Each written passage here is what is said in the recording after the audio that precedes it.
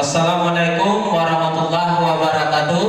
Waalaikumsalam warahmatullahi wabarakatuh. Puji syukur kita ucapkan kehadiran Allah Subhanahu wa taala, yang mana Allah telah melimpahkan rahmat beserta karunia-Nya kepada kita semua, sehingga kita dapat hadir dan berkumpul di lapor ini dalam rangka menyebarkan budaya positif, yang salah satunya ini adalah tugas guru penggerak yang akan nanti disebarkan kepada rekan-rekan guru dan siswa-siswa. Selawat beserta salam tidak lupanya kita hadiahkan kepada Nabi kita, yakninya Nabi besar Muhammad sallallahu alaihi wasallam. Allahumma shalli ala sayyidina Muhammad wa ala ali sayyidina Muhammad, yang mana beliau sudah bersusah payah membawa kita umatnya dari alam kebodohan kepada ilmu yang penuh teknologi sebagaimana yang kita rasakan pada saat sekarang ini. Yang terhormat Ibu Kepala SMP 4 Ampet Nagari beserta wakil, yang terhormat Ibu Majelis Guru dan rekan-rekan guru semuanya.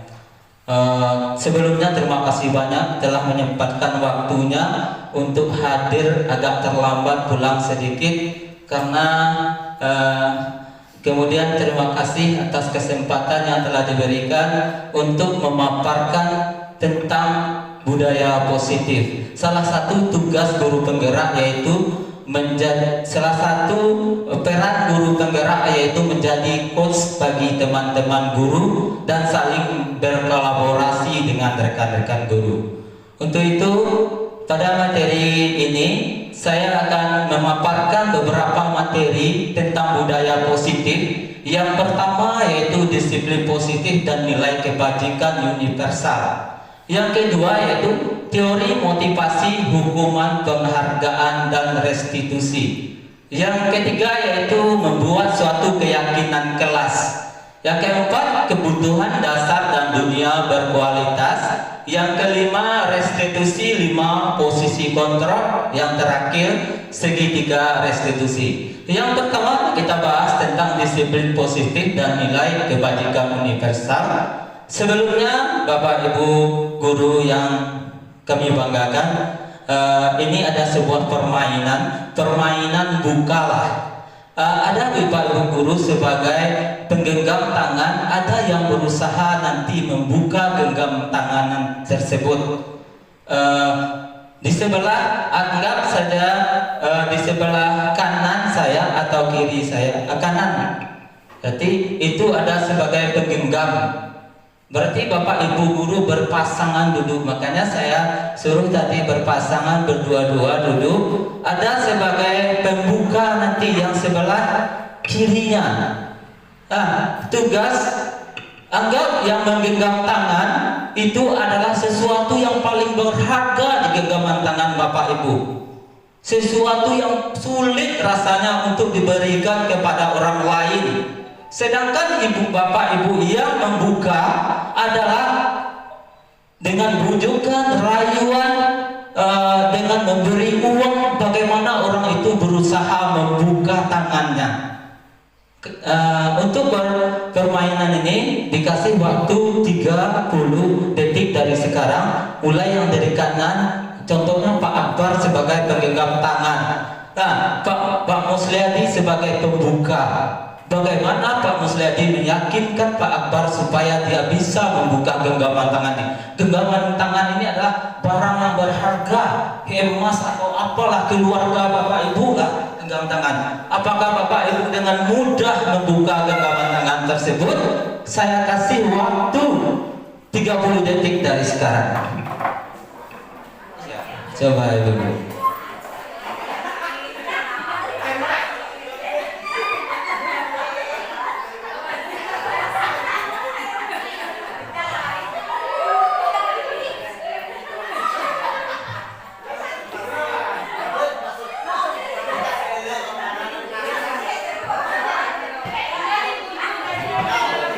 Bahkan dikasih uang atau rumah sekalian.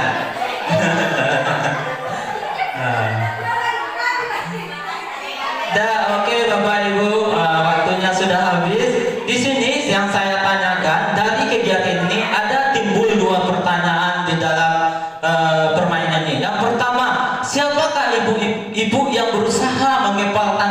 sini, yang berusaha. Tidak bagaimanapun orang merayu, dia berusaha menempel tangannya tidak membuka. Yang kedua pertanyaannya, siapa yang membuka tangannya? Ada? Yang ada, coba apa alasannya Bapak Ibu?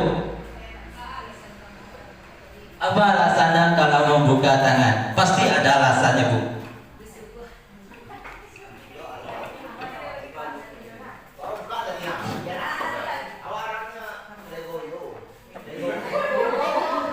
Assalamualaikum warahmatullahi wabarakatuh.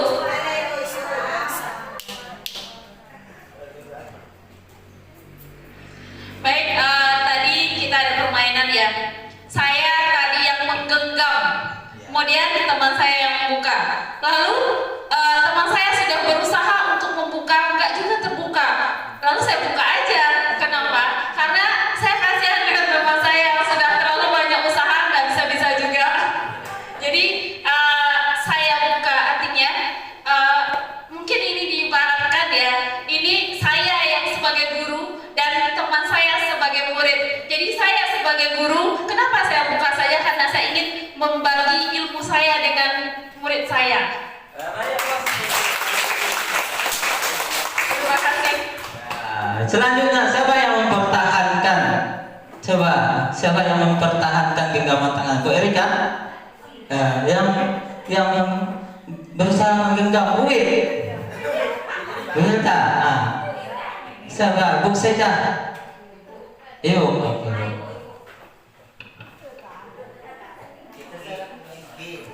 Assalamualaikum warahmatullahi wabarakatuh. Baiklah Bapak Ibu, dari permainan yang kita praktekkan tadi, saya memang menjadi penggenggam atau menyimpan sesuatu yang sangat berharga. Tadi kebetulan memang belum sempat saya buka.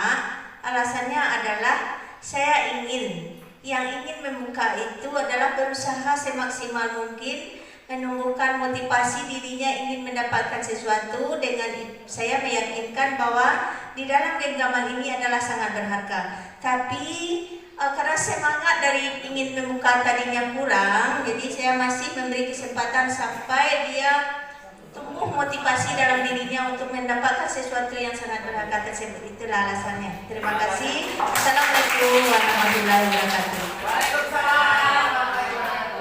Untuk lebih jelasnya kita lihat materi berikutnya. Terus ke bawah, terus lanjut. Ini bentuk kepalan tangannya, Bu. Nilai. Kemudian itu terbuka atau tertutupnya atau tidak Ibu buka pasti mempunyai alasan tertentu. Tapi ingat Bapak Ibu, yang membuka kendali itu adalah diri kita sendiri. Sebagaimanapun orang merayu kita untuk membuka, kalau kita tidak sendiri tak membukanya, tidak akan terbuka. Lanjut.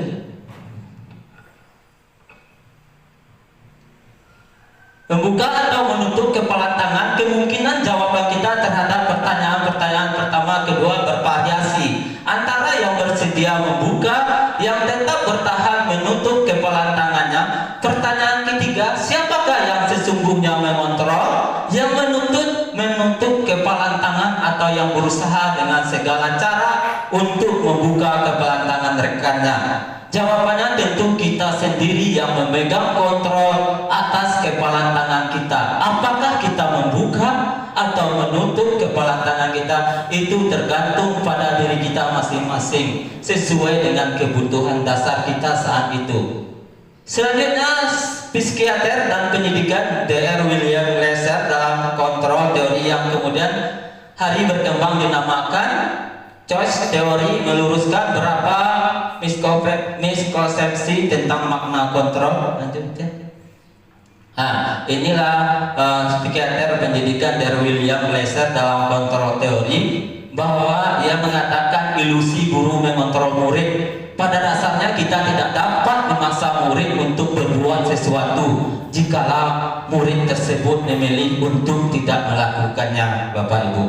Walaupun tampaknya guru sedang mengontrol perilaku murid, hal demikian terjadi karena murid sedang mengizinkan dirinya untuk dikontrol.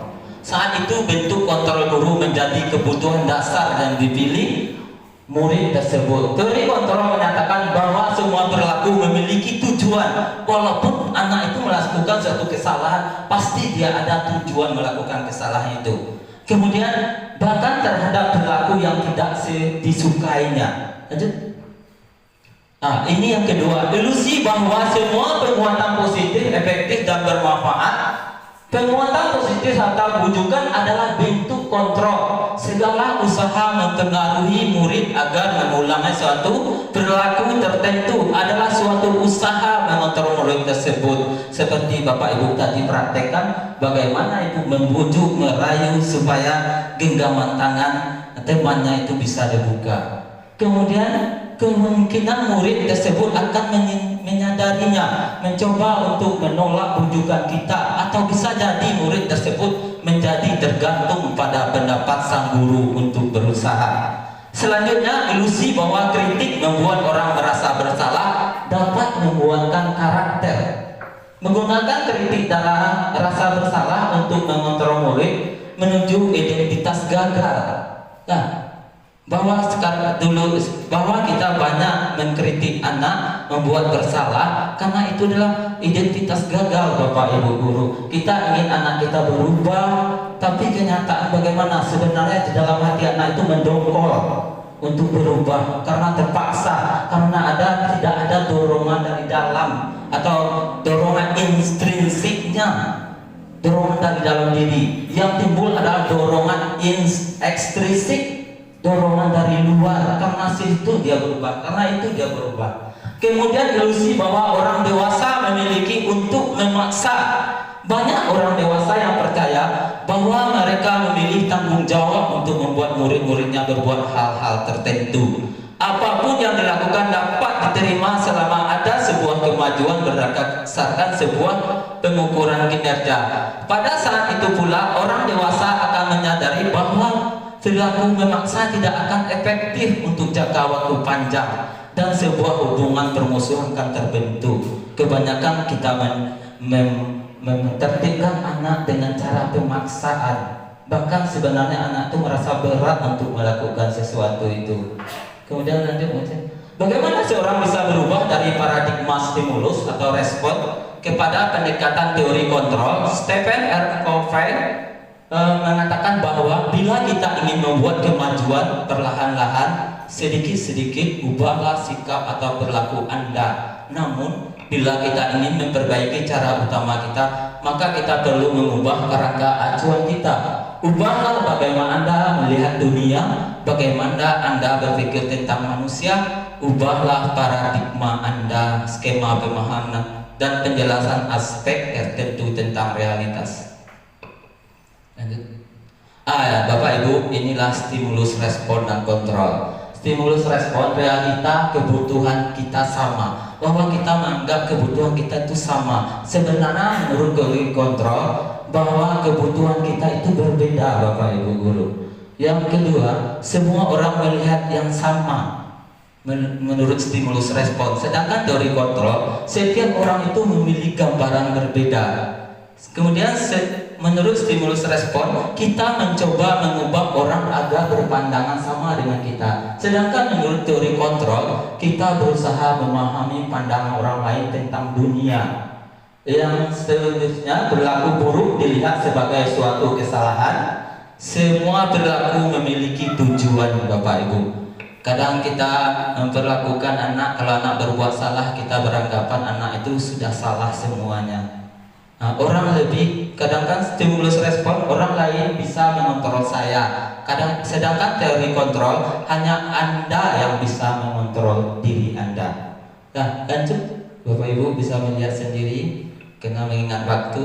Bapak Ibu guru, ini makna kata disiplin. Ketika kita mendengar kata disiplin, apa yang terbayang di benak kita?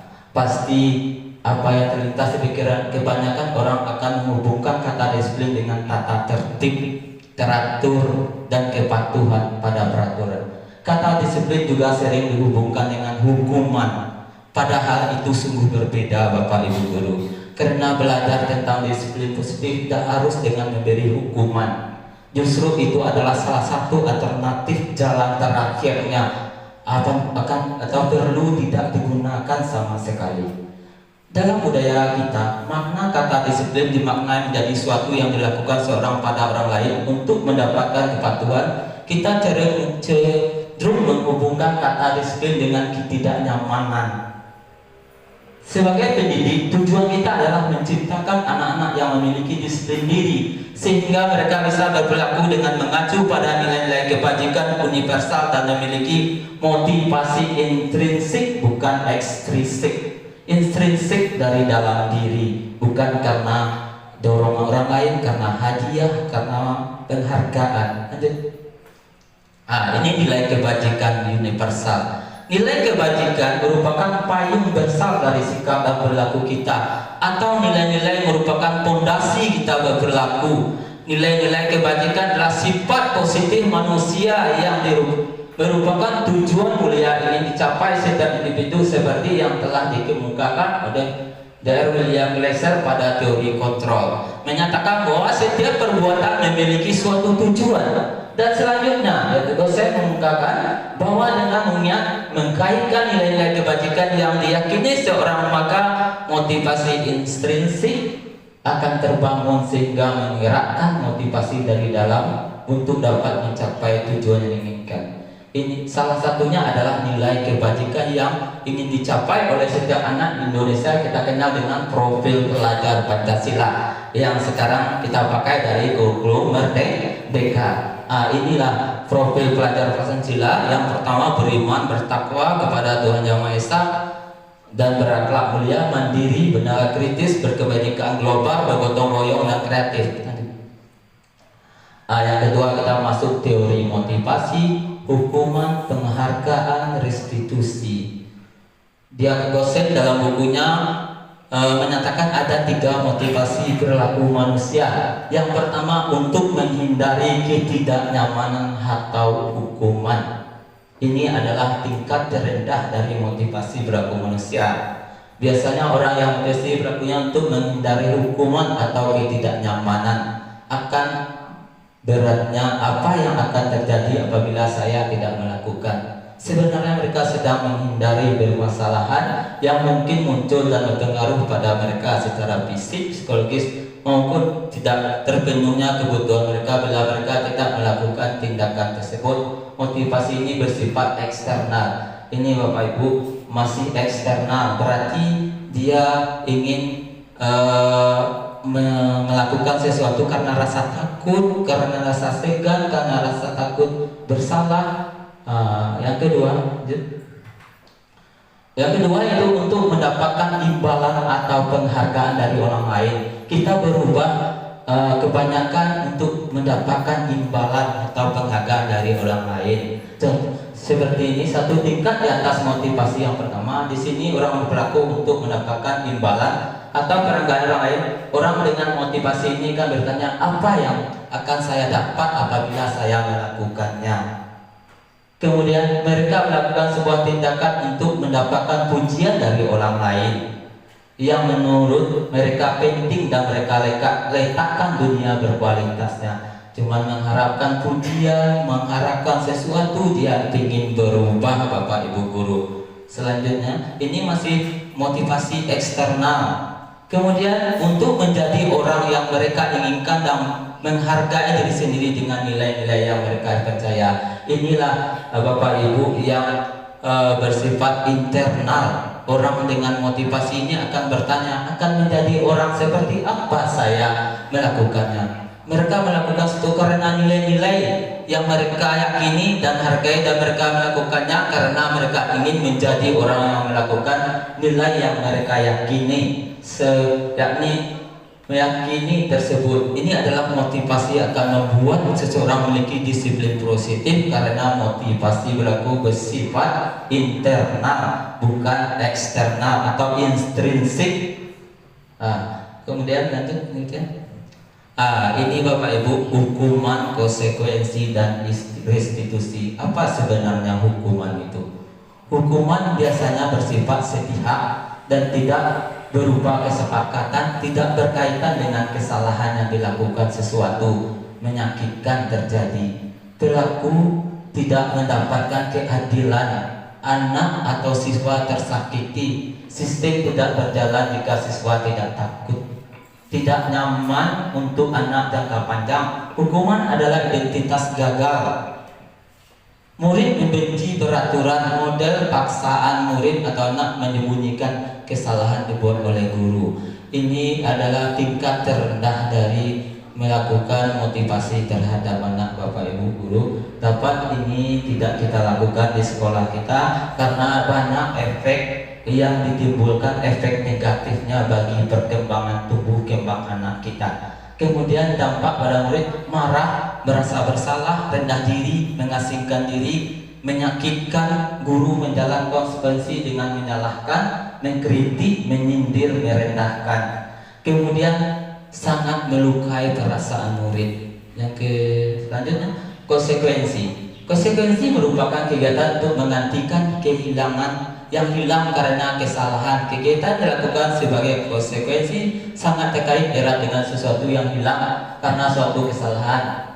Sesuatu harus terjadi, tidak nyaman untuk murid untuk jangka waktu pendek. Korban bisa diabaikan, memerlukan monitoring dan supervisi terus-menerus. Kehilangan hak untuk jeda seorang diri dibuat oleh guru dan murid. Lanjut. Ini ya Bapak Ibu, untuk lebih supaya anak-anak itu menemukan jati dirinya, kita melakukan pendekatan restitusi. Apa itu restitusi? Menciptakan kondisi bagi murid untuk memperbaiki kesalahan mereka sehingga mereka bisa kembali pada kelompok mereka dengan karakter yang kuat. Menurut dosen, restitusi juga merupakan proses kolaborasi yang mengajarkan murid untuk mencari solusi masalah mereka, membantu murid berpikir tentang orang seperti apa yang mereka inginkan. Mereka harus memperlakukan orang lain. Itu yang restitusi Bapak Ibu. Sebaiknya yang kita lakukan dalam pendekatan kepada anak melakukan teori restitusi. Ini restitusi. Ketika murid berbuat salah, guru akan menanggapi dengan mengajak murid berefleksi tentang apa yang mereka lakukan untuk memperbaiki kesalahan mereka sehingga mereka menjadi pribadi yang lebih baik dan menghargai dirinya. Pendekatan ini tidak hanya menguntungkan korban tetapi menguntungkan orang yang telah berbuat salah. Restitusi juga sesuai dengan prinsip dari teori kontrol William Glasser tentang menang. Karena di sini tidak ada yang disalahkan Bapak Ibu guru, baik anak-anak yang jadi korban maupun pelakunya. Kita mencari solusinya bersama dari diri anak, bagaimana anak itu bisa mengungkapkan darinya jadi apa dia nanti setelah ini, hal-hal apa yang telah dia lakukan, kesalahan apa yang telah dia perbuat. Dan lanjut dia. Ciri restitusi yang membedakan dengan program disiplin lain. Restitusi bukan untuk menembus kesalahan, namun untuk belajar dari kesalahan. Restitusi memperbaiki hubungan. Restitusi adalah tawaran, bukan paksaan. Restitusi menuntun untuk melihat ke dalam diri. Kemudian ini contohnya Bapak Ibu guru dalam kita mengadakan pertanyaan kepada anak, kamu ingin menjadi orang seperti apa? Setelah anak melakukan itu kita panggil, kita terus mengajukan pertanyaan-pertanyaan seperti ini, pertanyaan-pertanyaan bermakna. Kamu akan terlihat, terdengar dan terasa seperti apa kalau kamu sudah menjadi orang yang seperti itu? Apa yang kamu percaya tentang bagaimana orang harus memperlakukan orang lain? Bagaimana kamu mau diperlakukan ketika kamu berbuat salah? Apa nilai yang diajarkan di keluargamu tentang hal ini? Apakah kamu memegang nilai ini? Kalau tidak, lalu apa yang kamu percayai? Bapak Ibu guru, inilah yang paling baik kita lakukan dalam menghadapi anak-anak kita seperti pertanyaan-pertanyaan bermakna ini, sehingga anak-anak itu timbul dalam dirinya untuk berubah, bukan karena paksaan dari kita. Tadi teori ilusi mengatakan bahwa orang dewasa berhak menentukan seorang anak. Sebenarnya tidak Bapak Ibu Guru. Kita cuma tinggal mengarahkan, memandu anak tersebut. Kita cuma menjadi fasilitator atau manajer bagi anak-anak kita, supaya anak kita menjadi orang-orang yang menghargai dirinya dan menghargai orang lain. Lanjut. Nah, Bapak Ibu, inilah tabel identitas gagal. Berarti hukuman itu identitas gagal. Sedangkan identitas sukses atau disiplin konsekuensinya. Konsekuensi restitusi, berarti hukuman itu adalah identitas gagal, sesuatu yang menyakitkan harus terjadi. Sedangkan konsekuensi sesuatu harus terjadi. Sedangkan restitusi merupakan pilihan. Anak-anak itu memilih, bukan kita yang menentukan. Kemudian tidak nyaman, hukuman itu tidak nyaman untuk murid dan anak jangka waktu panjang. Sedangkan konsekuensi tidak nyaman untuk murid dan anak jangka waktu pendek. Sedangkan restitusi menguatkan untuk murid anak dalam jangka waktu panjang. Bapak Ibu baca aja ini tabel-tabelnya, bagannya. Hukuman itu seperti apa, konsekuensi itu seperti apa, restitusi itu seperti apa, mana yang lebih baik. Ya Bapak Ibu Guru, dari hal yang tiga ini, pendekatan ini, yang mana yang sering kita lakukan dalam menghadapi anak? Apakah hukuman atau konsekuensi atau restitusi? Selama kita menjadi pendidik Bapak Ibu Guru, mana yang sering kita lakukan? Itu kita yang bisa menentukan. Kita refleksi diri kita kembali. Di mana posisi kita? Sebagai penghukum kah? Sebagai pemberi konsekuensi kah? Atau restitusi? Nah, itu Bapak Ibu sendiri yang bisa menjawab. Lanjut.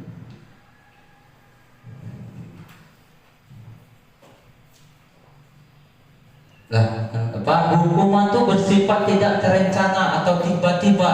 Anak atau murid tidak tahu apa yang terjadi dan tidak dilibatkan. Hukuman bersifat satu arah dari pihak guru sebagai penghukum dan siswa sebagai orang yang dihukum. Inilah hukuman Bapak Ibu Guru. Lanjut.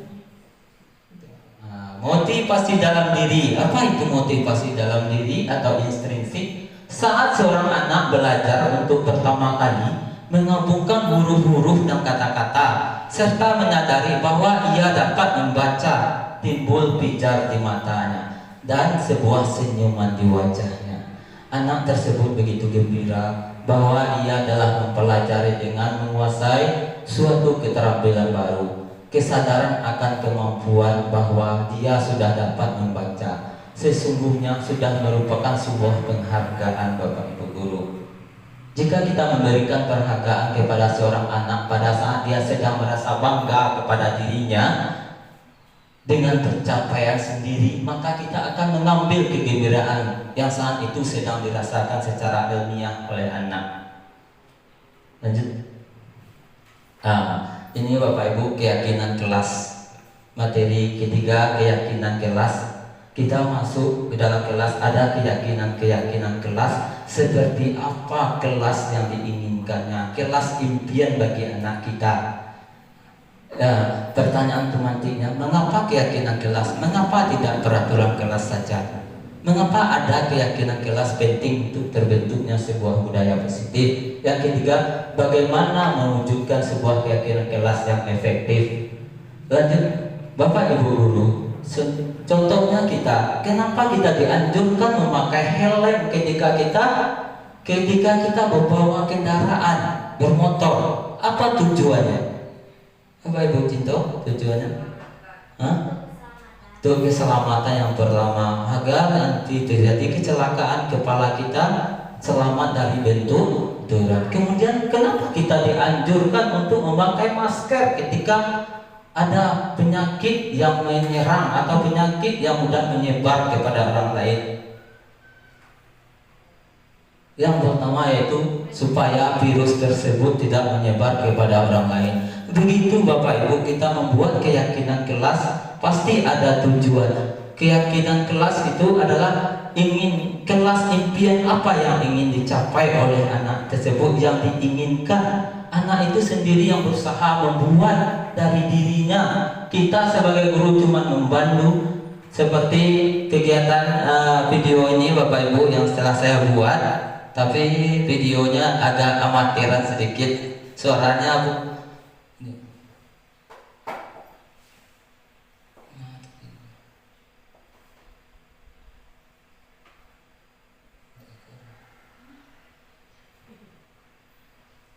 sebentar Bapak Ibu.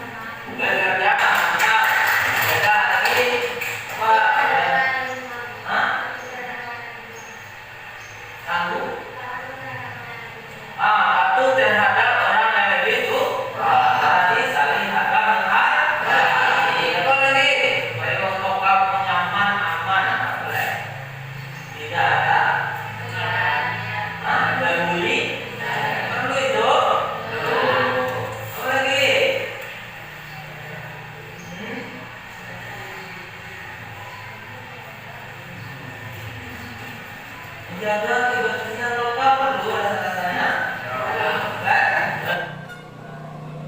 Karena waktu.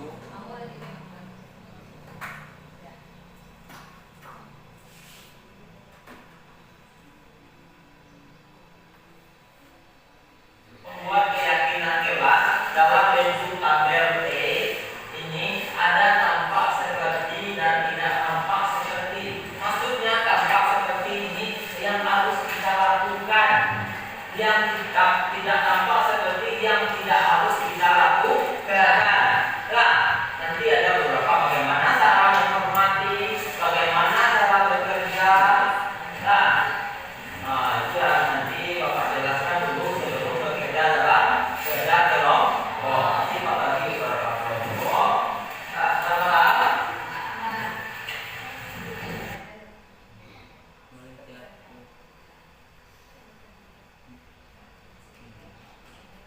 Ini bentuk keyakinan kelas.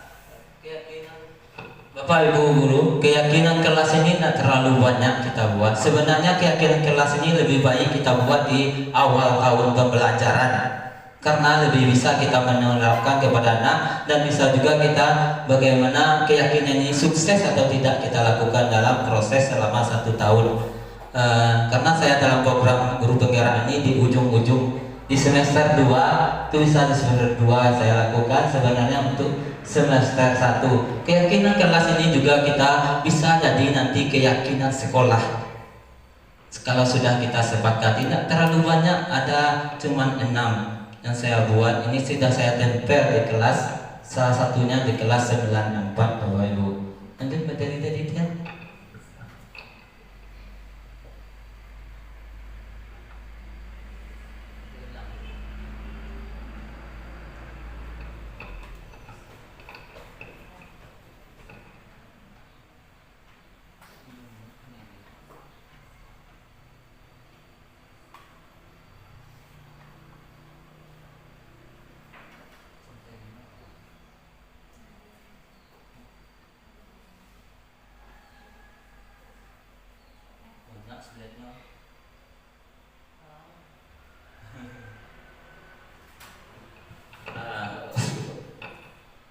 Yang biru tadi.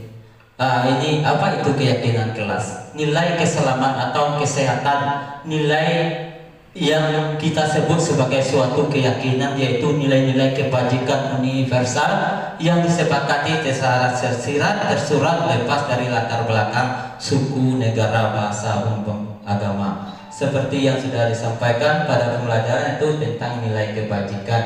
Lanjut. Ya.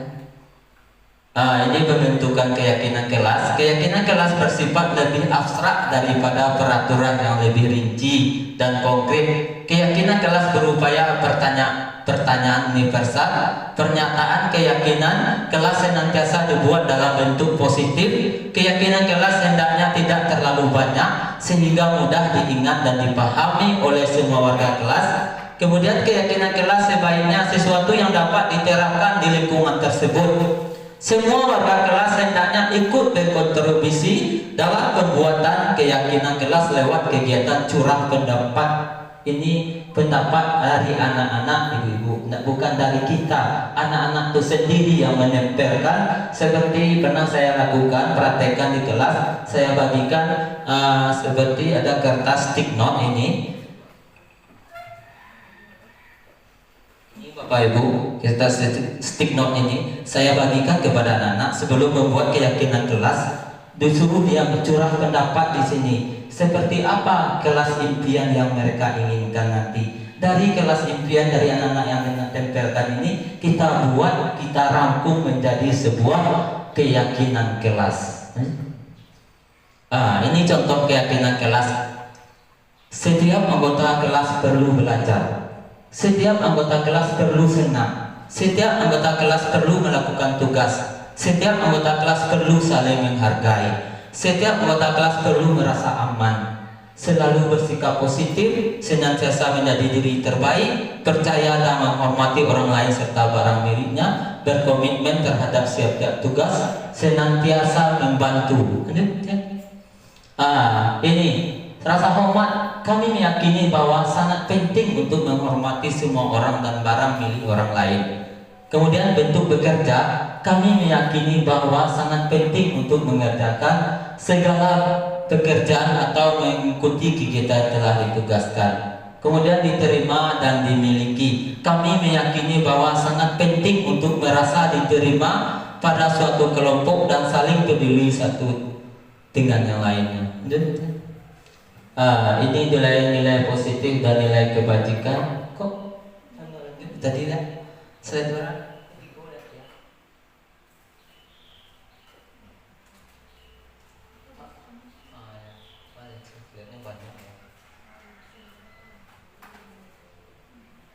ini peraturan nilai kebajikan bergantian atau menunggu giliran. Nilai kebajikan apa yang dituju Bapak Ibu Guru? Berkualitas.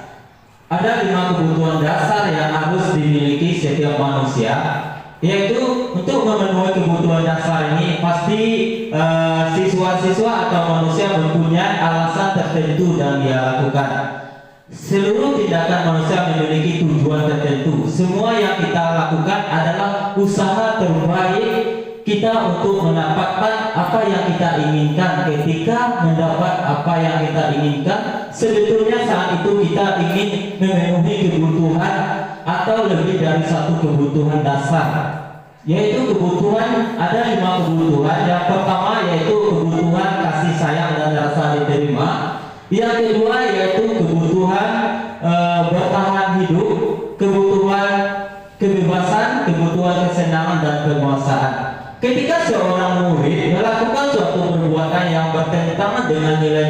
memperhatikan atau melanggar peraturan, hal itu sebenarnya dikarenakan mereka gagal memenuhi kebutuhan dasar mereka. Untuk lebih jelasnya, lanjut ya. Ini Bapak Ibu, 5 kebutuhan dasar manusia itu. Yang pertama bertahan hidup, yang kedua kasih sayang dan rasa diterima, yang ketiga penguasaan, yang keempat kesenangan, yang kelima kebebasan. Kita masuk kepada kebutuhan bertahan hidup. Kebutuhan bertahan hidup adalah kebutuhan yang bersifat fisiologis untuk bertahan hidup, misalnya kesehatan, rumah, makanan, kebutuhan biologis sebagai bagian dari proses produksi, termasuk kebutuhan untuk tetap bertahan hidup. Komponen fisiologis pada kebutuhan ini meliputi kebutuhan akan perasaan aman. Dalam kasus Doni di atas, apabila jawabannya ketika ditanya oleh Ibu Ambar, karena ia lapar dan orang tuanya tidak membawakan bekal makan siang, maka kebutuhan dasar yang sedang berusaha dia penuhi adalah kebutuhan untuk bertahan hidup. Lanjut, yang kedua kebutuhan kasih sayang dan rasa diterima. Kebutuhan ini dan 3 kebutuhan lain adalah kebutuhan psikologis, kebutuhan untuk disayangi dan diterima, meliputi kebutuhan akan hubungan dengan koneksi sosial. Contoh dalam kasus di atas, apabila Doni menjawab bahwa alasan mengambil bekal temannya karena dia ingin merasa senang temannya jadi memperhatikannya. Dia ketika temannya melaporkan tindakan itu pada gurunya dan guru memperhatikan dia, sehingga seorang jadi memperhatikan dia, maka kebutuhan dasar yang sedang dia adalah kebutuhan kasih sayang dan kebutuhan untuk diterima. Lanjut. Yang ketiga adalah kebutuhan penguasaan. Kebutuhan penguasaan ini adalah berhubungan dengan kekuatan untuk mencapai sesuatu, menjadi kompeten, menjadi terampil, diakui atas prestasi dan keterampilan kita. Didengarkan, memiliki rasa harga diri. Kebutuhan ini meliputi keinginan untuk dianggap berharga, bisa membuat perbedaan, bisa membuat pencapaian kompetensi yang diakui. Menghormati ini meliputi sistem. Kemudian anak-anak yang memiliki kebutuhan dasar akan penguasaan yang tinggi biasanya selalu ingin menjadi pemimpin, selalu ingin menjadi. Mereka juga suka mengamati sebelum mencoba hal-hal baru, merasa kecewa bila melakukan kesalahan. Mereka juga biasanya rapi dan sistematik dan selalu ingin mencapai yang terbaik dalam kasus di atas.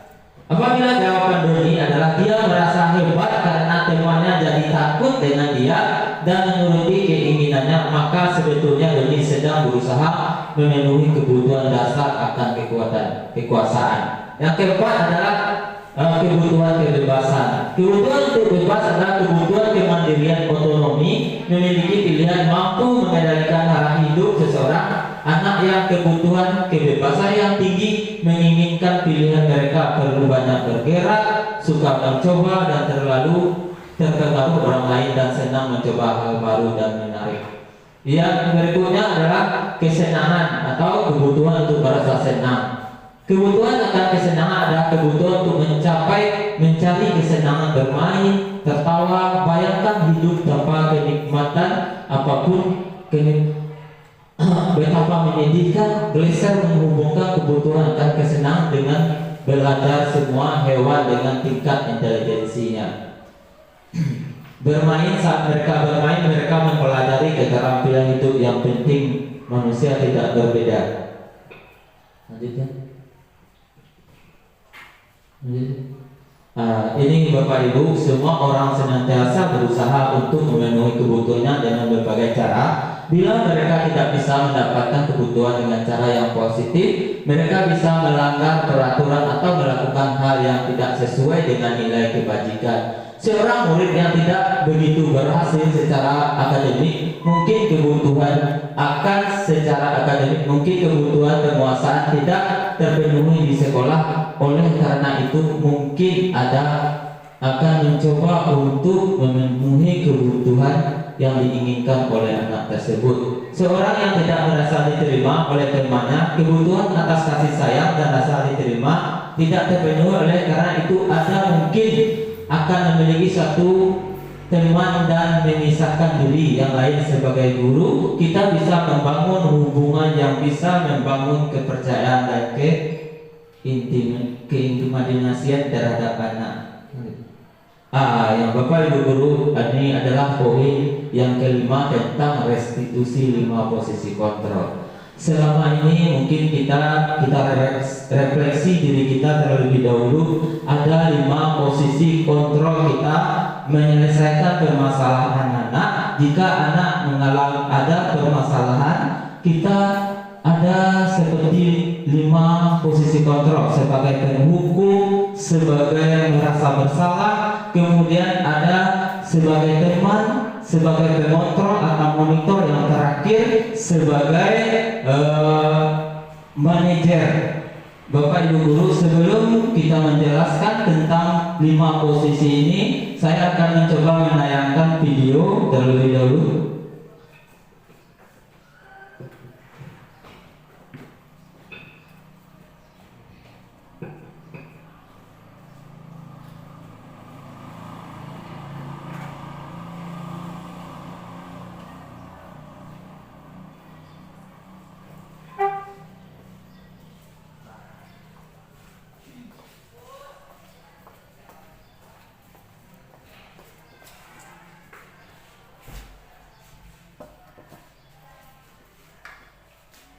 Posisi kontrol yang dikenal atau monitor dan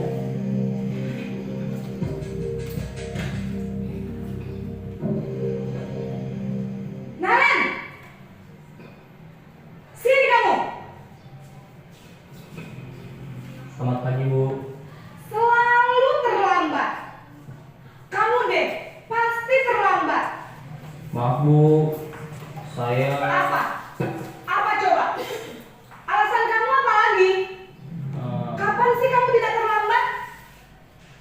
Malas sekali ya kamu jadi anak. saya Dasar pemalas. Gak kapok-kapok sih kamu. Sudah berapa kali terlambat?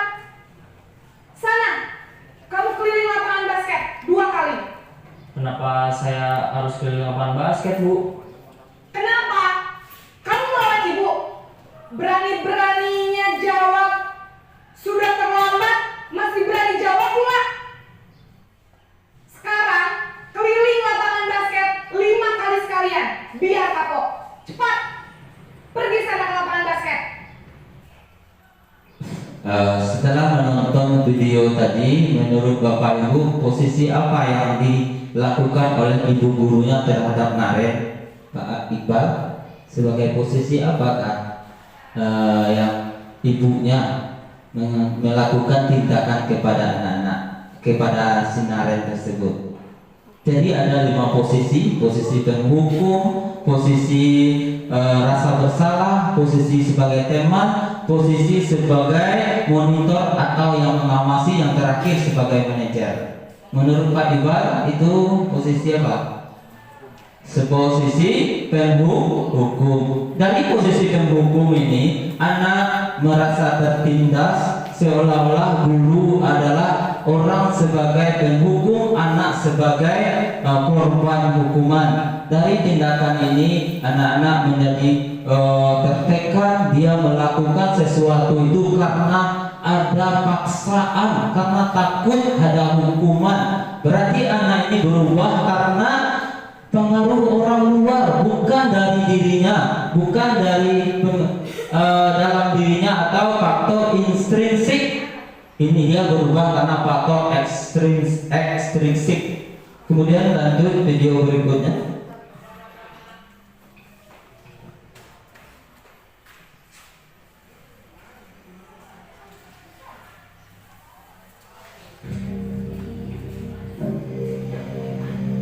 Naren!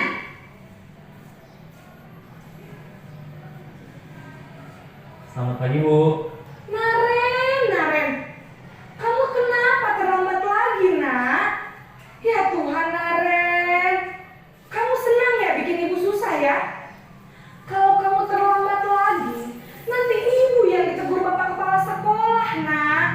Disangka ibu tidak bisa membina kamu. Duh, gimana ini? Maaf Bu. Duh, Gusti Naren. Kamu suka ya kalau ibu ditegur bapak kepala sekolah? Terus, sekarang ibu harus tulis apa ini di buku absen? Ini kamu sudah sering terlambat loh. Ibu harus apa coba? Maaf Bu. Maaf sekali. Ya sudah, lain kali jangan bikin ibu susah lagi ya nak ya. Ibu tidak akan kuat lagi kalau kamu begini terus. Bisa jantungan kalau ibu ditegur bapak kepala sekolah. Sana cepat ke kelas. Maaf ya Bu. Maaf sekali. Ini pada video yang kedua ini Bapak Ibu Guru, posisi apa yang diterapkan oleh ibu gurunya kepada Naren? Pada rasa bersalah. Anak-anak pada kasus ini rasa bersalah ini, anak merasa dirinya gagal, dirinya sudah mengecewakan orang lain. Kemudian anak ini merasa dia tidak, seolah-olah dia tidak berguna atau melakukan kesalahan yang besar, sehingga anak-anak ini bisa berakibat bisa menyendiri, bahkan tidak mau sekolah kalau kita sering kita salahkan terus, karena dia merasa rendah diri dan malas juga bergaul dengan teman-temannya. Itu dampak yang diakibatkan dan yang kita lakukan dalam mengontrol anak dalam posisi rasa bersalah. Seolah dalam diri anak itu dia merasa orang yang paling bersalah tentang apa yang dia lakukan. Ini juga adalah salah satu teori kontrol masif, teori kontrol gagal, atau teori kontrol yang tidak membangun intrinsik di dalam diri anak-anak itu berubah. Lanjut ya.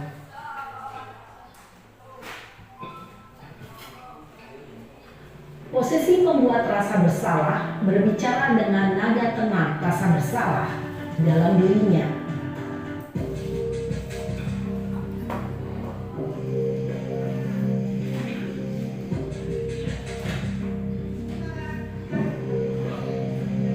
Naren!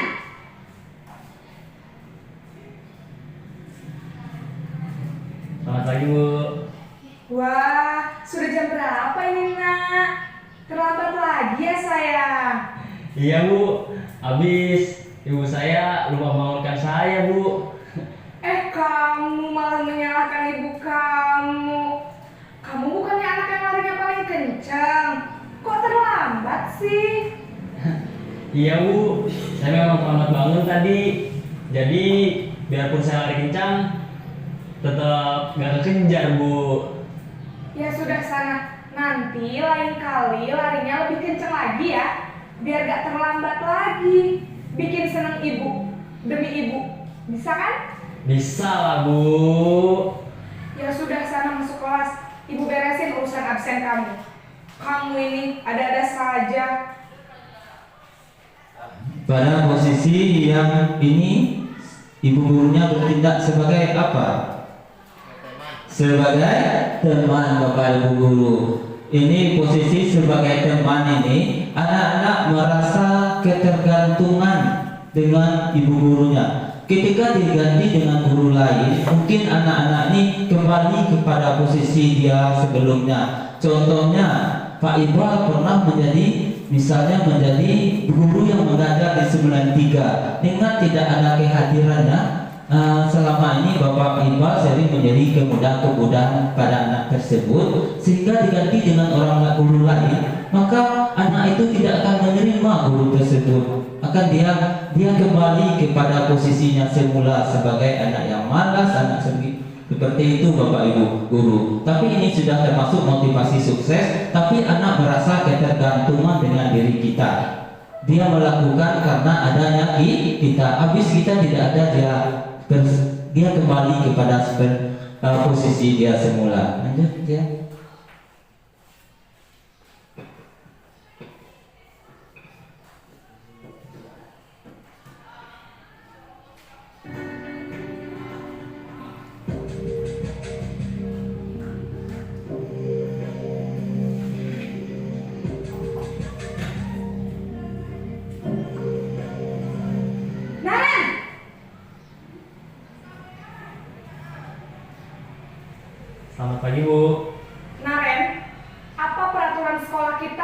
jam berapa kita harus masuk sekolah, nak? Kita harus di sekolah jam 7, Bu. Iya betul, sekarang sudah jam 7.20. Naren sudah tahu konsekuensinya jika terlambat hadir. Paham, Bu. Saya harus tinggal kelas pas jam istirahat selama 20 menit. Iya benar, konsekuensinya demikian. Jadi nanti jam 9.30 pas istirahat, kamu harus tinggal di kelas, kerjakan tugas tambahan untuk ketertinggalan kamu, ya? Baik, Bu. Posisi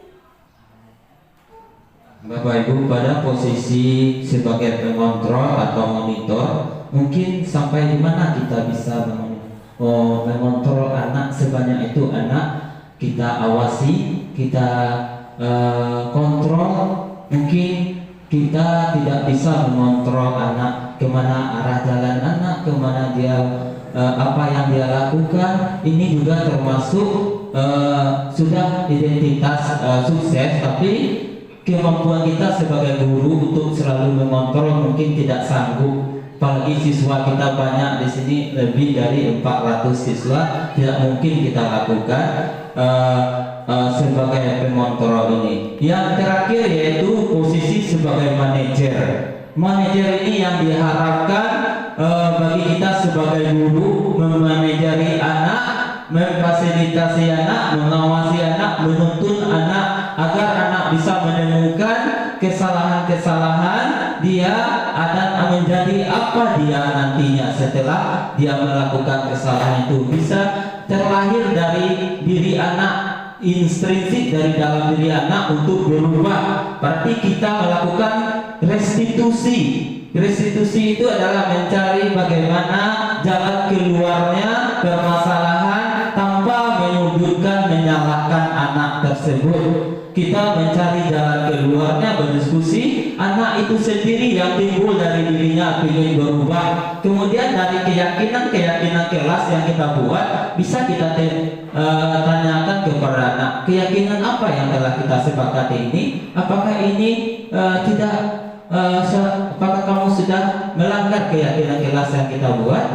Apa yang Anda inginkan setelah ini? Apakah Anda ingin berubah? Cuma kita ajukan pertanyaan-pertanyaan bermakna kepada anak, sehingga anak bisa lahir dari dirinya untuk berubah, bukan karena ada dorongan atau paksaan dari orang lain, atau karena hukuman atau rasa bersalah. Ini Bapak Ibu guru videonya tentang bagaimana kita menjadi seorang manajer bagi anak kita.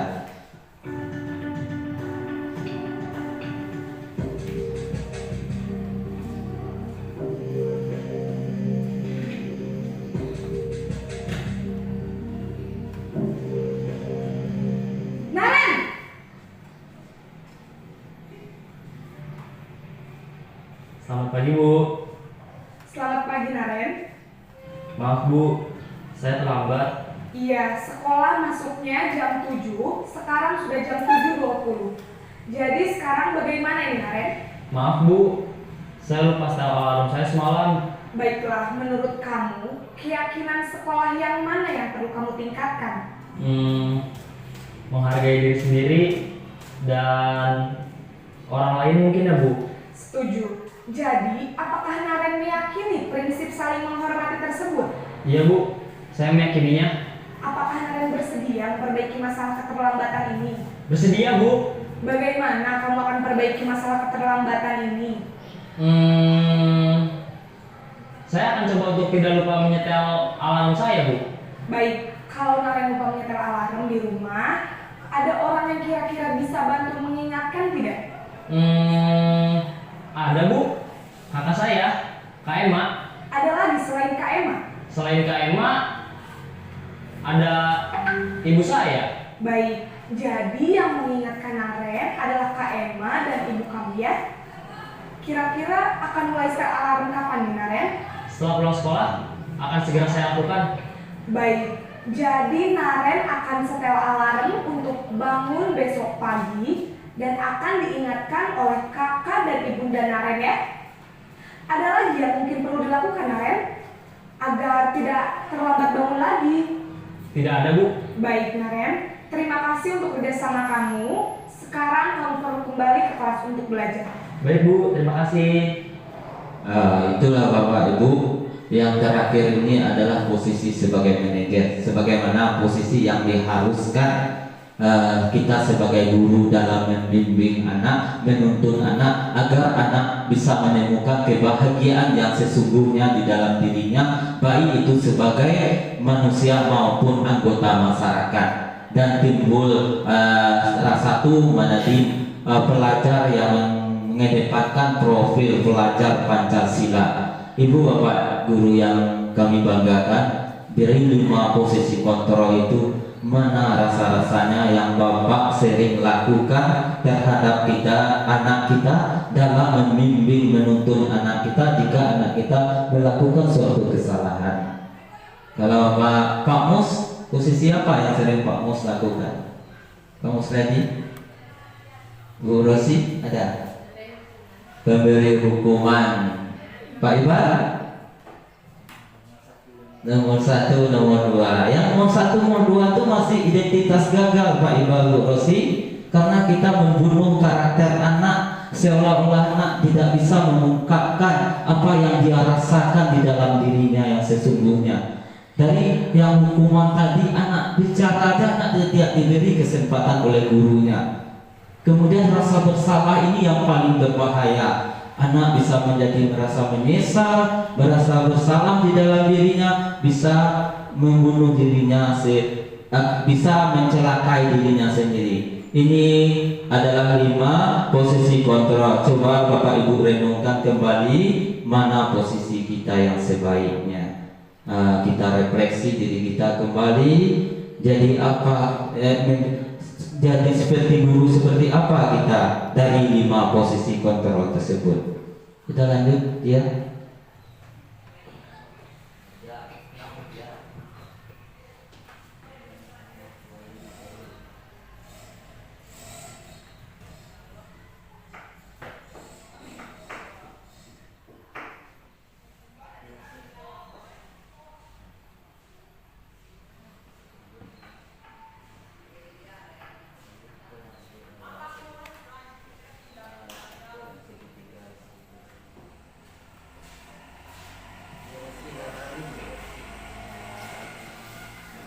Halo Bapak Ibu. Ini ada pertanyaan Bapak Ibu. Pada tabel ini ada pertanyaan tabel 5. Saya kecewa sekali dengan kamu. Posisi kontrol apa yang dari pertanyaan ini? Memberi rasa bersalah. Yang kedua, kamu tidak pernah benar-benar melakukannya. Posisi kontrol. Kamu tidak pernah benar-benar melakukannya. Penghukum.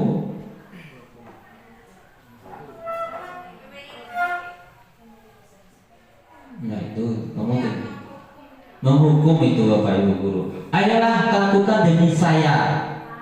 Ini sebagai yang kemudian, apakah kamu mau mendapatkan stiker bintang hari ini?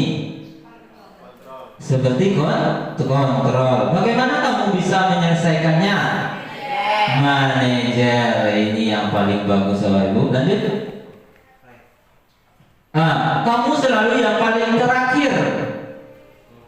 Penghukum. Kamu tidak akan mendapatkan bintang bila tidak menyelesaikan tugas ini. Sebagai kontrol. Berapa kali sih saya sudah mengatakan kepada kamu bersalah? Ingat, bukan apa yang telah saya lakukan untuk kamu bersalah. Kemudian kamu tidak akan pernah berhasil dalam kehidupan ini. Tidak berhasil, kamu tidak pernah berhasil dalam kehidupan ini. Penghukum atau bersalah? Menghukum. Bisa menghukum, bisa rasa bersalah mungkin ya Bu. Apa rencanamu untuk menyelesaikan ini?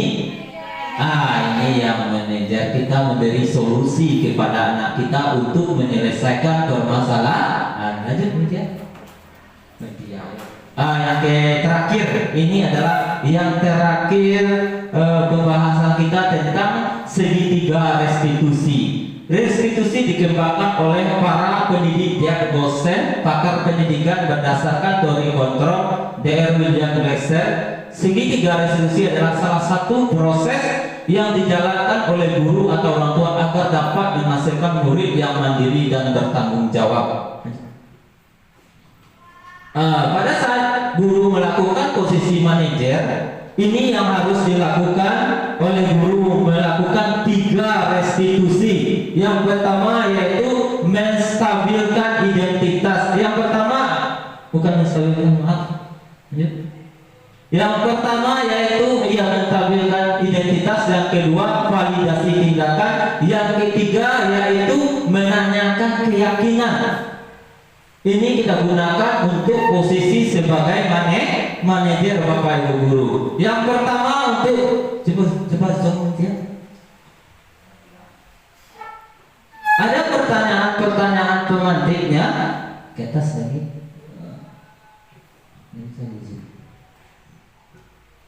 Seperti pertanyaannya yaitu untuk menstabilkan identitas.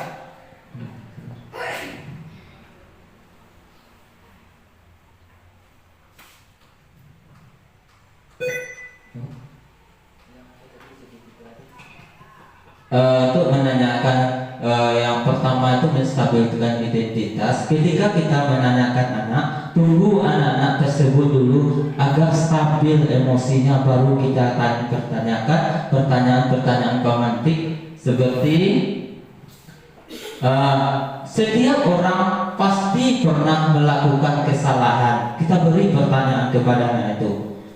Melakukan kesalahan itu wajar anak-anak Bapak, karena Bapak pernah juga dulu melakukan kesalahan. Karena manusia itu tidak luput dari kesalahan. Itu pertanyaan-pertanyaan kita berikan kepada anak dalam menstabilkan identitas. Yang kedua, validasi tindakan. Kamu tentu pasti mempunyai alasan apa sehingga kamu membuat ini. Kemudian kita, adakah cara yang lebih baik yang kamu lakukan? Kita berikan pertanyaan-pertanyaan bermakna kepada anak kita sehingga anak kita muncul dari dalam dirinya untuk berubah. Kemudian yang ketiga, menanyakan keyakinan. Kemudian keyakinan ini seperti kita telah membuat keyakinan kelas yang kita sepakati bersama seperti materi sebelumnya yang sudah kita bahas. Kita kaitkan dengan keyakinan kelas. Apakah ini sesuai dengan keyakinan kelas yang kita buat, yang kamu lakukan ini? Apakah kemudian kamu ingin menjadi orang seperti apa nantinya sehingga kamu melakukan seperti ini? Kita berikan pertanyaan pemantik Bapak Ibu guru. Ini sebagai contoh videonya. Ini video yang telah saya lakukan Bapak Ibu.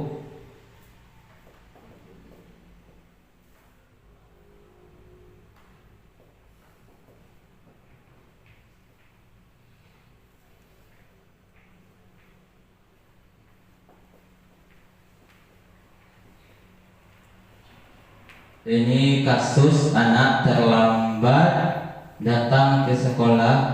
Yang pertama kasus siswa memakai sandal.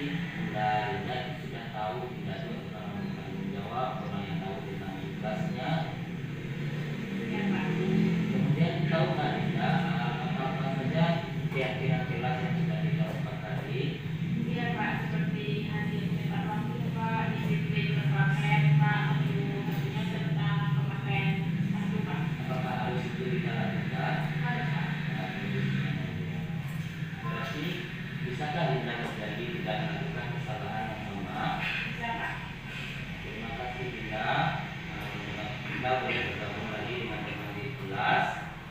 Terima kasih banyak. Mudah-mudahan Dinda menjadi orang yang lebih baik lagi. Ya, Pak. Makasih ya, Pak. Assalamualaikum Dinda. Waalaikumsalam, Pak. Ini video saya buat dua video Bapak Ibu. Yang kedua yaitu tentang anak terlambat.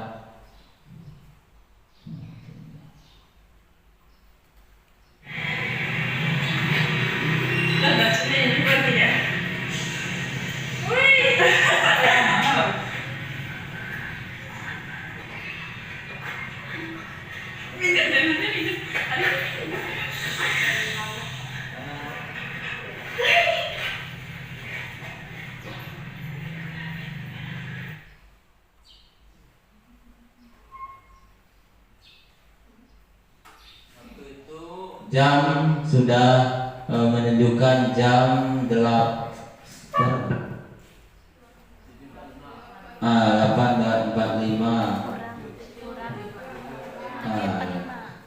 Kemudian ini videonya saya melakukan tindakan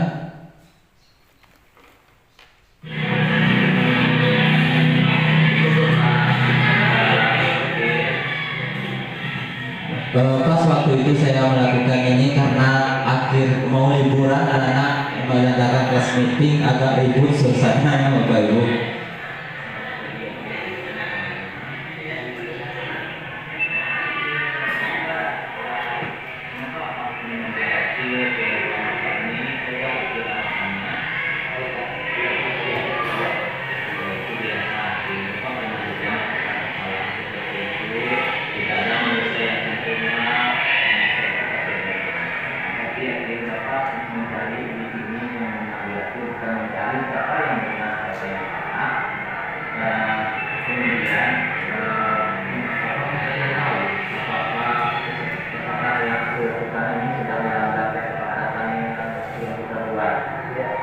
Kemudian dari peristiwa ini mungkin aku mempunyai alasan kenapa alasan itu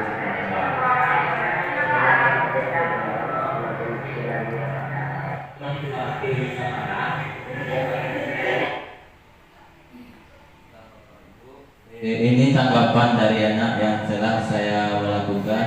Dari kelas 6. Setelah saya dipanggil Pak Deni ke ruangannya, saya merasa termotivasi karena Pak Deni tidak menyalahkan saya dan saya tidak merasa tertekan. Malah Pak Deni mengajak menyelesaikan masalah tersebut dengan bersama dan mencari jalan keluarnya untuk menyelesaikan masalah tersebut. Demikian dari saya. Wassalamualaikum warahmatullahi wabarakatuh.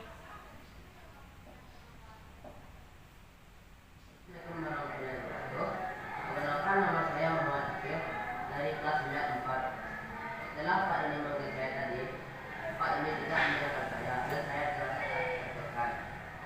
Malahan Pak Deni memotivasi saya agar saya menjadi orang yang lebih baik. Sekian dari saya. Assalamualaikum warahmatullahi wabarakatuh. Itulah Bapak Ibu video yang telah saya buat, yang telah saya lakukan di sekolah, bagaimana menyelesaikan permasalahan anak tadi. Yang pertama, kita melakukan segitiga restitusi ini harus memakai kita sebagai manajer, tapi dilihat dari tingkat kesalahan anak, aberrat atau ringannya anak. Kalau ringan cuma kita cuma bisa sampai menanyakan saja, tidak sampai memvalidasi saja, tidak sampai menanyakan keyakinan. Ini 3 restitusi ini kita jalankan untuk menyelesaikan permasalahan anak agar anak itu benar-benar bisa berubah dari dalam dirinya sendiri tanpa adanya faktor luar seperti anak berubah karena takut hukuman, kemudian karena ada penghargaan. Sebenarnya penghargaan itu Bapak Ibu guru sangat menghukum anak-anak, karena anak-anak tergantung berubah, dia giat belajar karena ada ingin mendapatkan hadiah. Jika hadiah itu tidak lagi kita berikan, contohnya saja dalam semester ini kemarin kita memberikan hadiah piala kepada anak-anak, kemudian memberikan atau uang tabanas lah. Ketika semester berikutnya kita tidak melakukan itu, maka anak-anak tidak termotivasi, tidak terpancing dirinya untuk giat lagi belajar karena hanya mendapatkan penghargaan atau hadiah. Kemudian seperti itu di kontrol kemarin. Nah, karena takut dihukum, karena takut penghargaan. Nah, Bapak Ibu Guru, dari yang saya sampaikan tadi ada 5 kebutuhan manusia. Yang kedua yaitu ada 5 posisi kontrol. Yang ketiga yaitu restitusi. 3 restitusi, menstabilkan identitas, memvalidasi tindakan yang salah, menanyakan keyakinan Bapak Ibu Guru. Nah, selama ini Bapak Ibu Guru yang melakukan sampai di mana baru? Lanjut aja. Menstabilkan identitas, membuat suatu kesalahan itu adalah sesuatu yang wajar, seperti video-video yang telah saya tayangkan tadi. Dari materi ini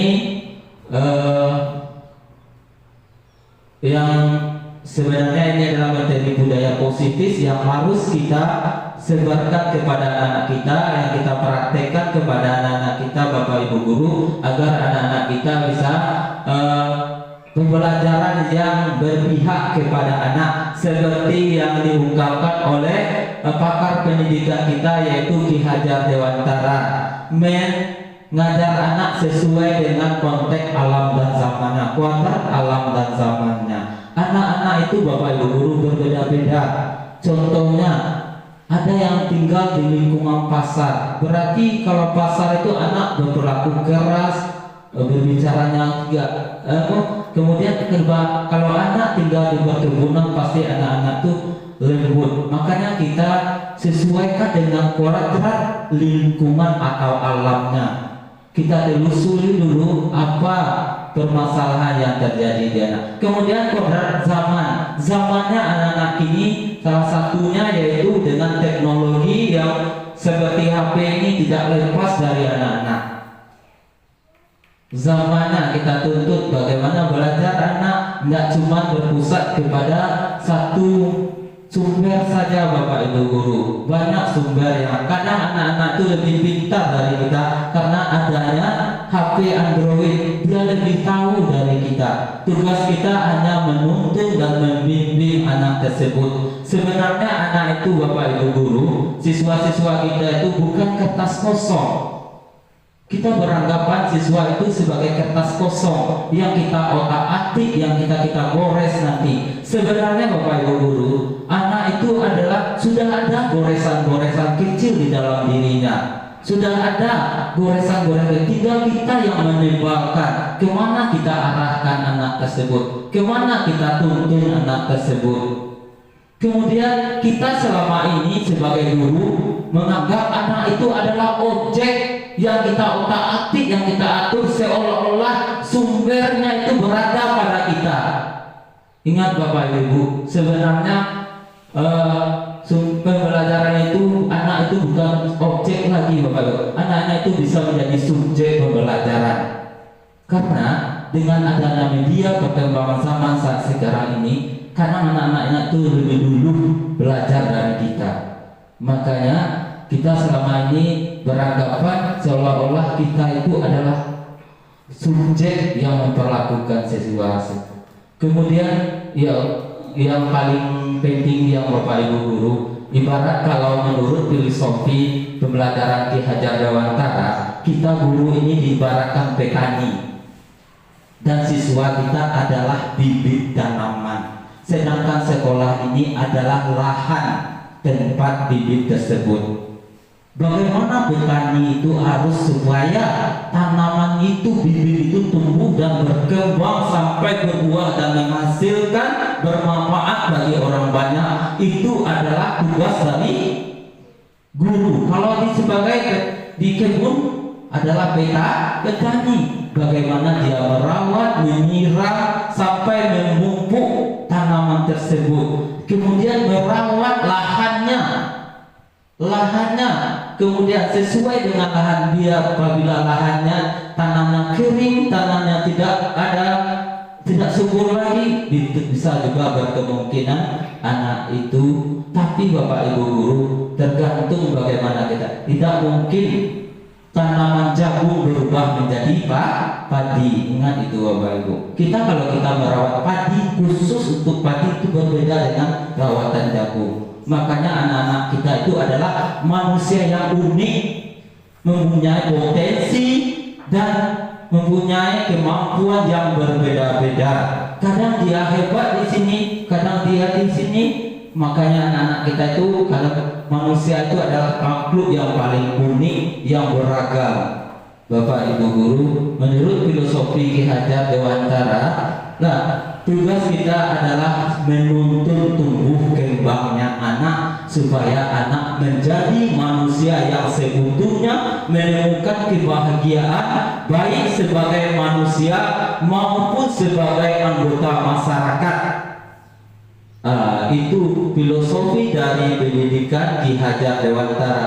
Tut wuri ingarso mangkutulodo ing madya makarso dan tu'uri andayani. Di depan kita menjadi contoh teladan, ditiru, digugu oleh anak. Yang di tengah kita memberi motivasi, menyalurkan bakat anak. Yang di belakang kita menjadi pendorong anak. Selalu anak bersemangat.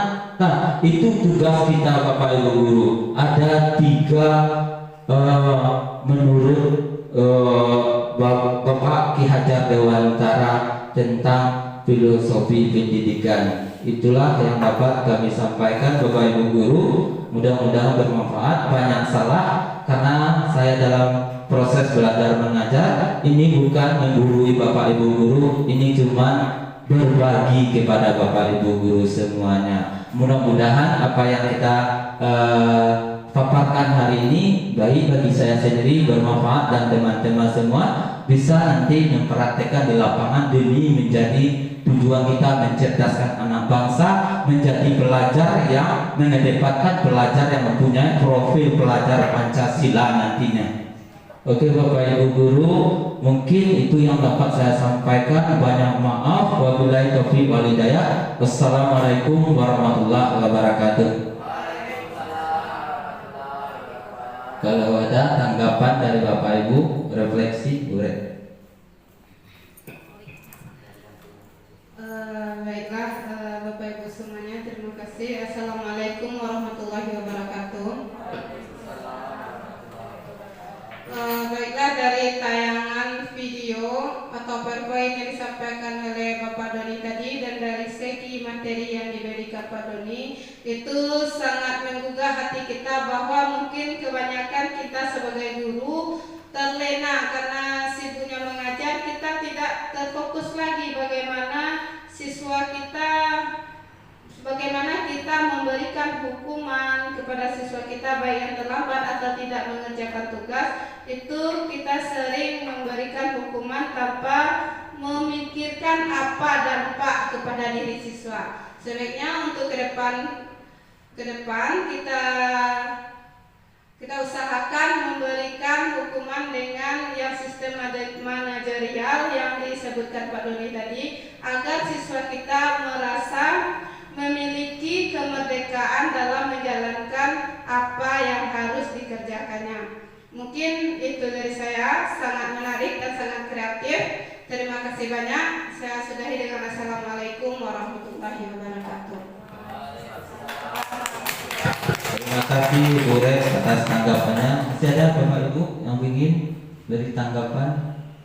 Ibu.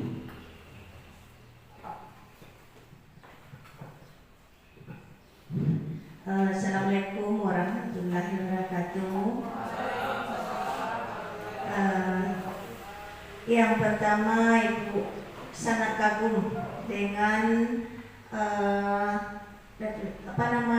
budaya positif yang ditayangkan oleh Pak Doni. Kemudian dari budaya positif tadi mungkin Ibu berbicara atas dasar kepala sekolah mungkin. Ibu sangat berharap sekali budaya positif ini memang dikembangkan di sekolah kita nanti. Kita menjadi seperti yang diharapkan oleh Bapak Ki Hajar Dewantara, yaitu menjadi contoh teladan, menjadi pemberi kesempatan, menjadi pemberi motivasi untuk siswa-siswa kita, sehingga siswa kita nanti tumbuh kembang dan bisa mencapai kebahagiaan yang setinggi-tingginya. Mungkin budaya inilah yang mulai saat ini setelah kita mendengarkan wejang dari Pak Doni tadi, atau arah-arahan atau video-video inspiratif yang sudah ditampilkan, kita termotivasi hendaknya mengikuti hal-hal budaya positif seperti tadi. Mungkin itu saja. Ibu menilai ini sangat baik dan ini sangat positif dan sangat baik untuk kita tiru. Nah, oleh itu tepuk tangan untuk Pak Doni dan terima kasih. Assalamualaikum warahmatullahi wabarakatuh. Terima kasih warahmatullahi wabarakatuh. Terima kasih atas tanggapan dari Bu Red dan Ibu Kepala Sekolah kita. Mudah-mudahan ini bisa kita berkolaborasi menjalankan ini. Mudah-mudahan sekolah kita menjadi sekolah yang bisa jadi contoh teladan bagi sekolah-sekolah lain dan gurunya selalu menjalin kekompakan. Salah satu maju mundurnya pendidikan itu salah satunya kolaborasi yang baik antara kita. Kalau kita tidak bekerja sama, siapa lagi Bapak Ibu guru? Demi anak bangsa kita, mari kita bersusah payah demi anak kita. Mudah-mudahan amal ini menjadi amal jariah bagi kita semua, dan anggap ini adalah suatu tabungan kita di akhirat nanti. Amin amin ya rabbal alamin. Terima kasih banyak. Wassalamualaikum warahmatullahi wabarakatuh.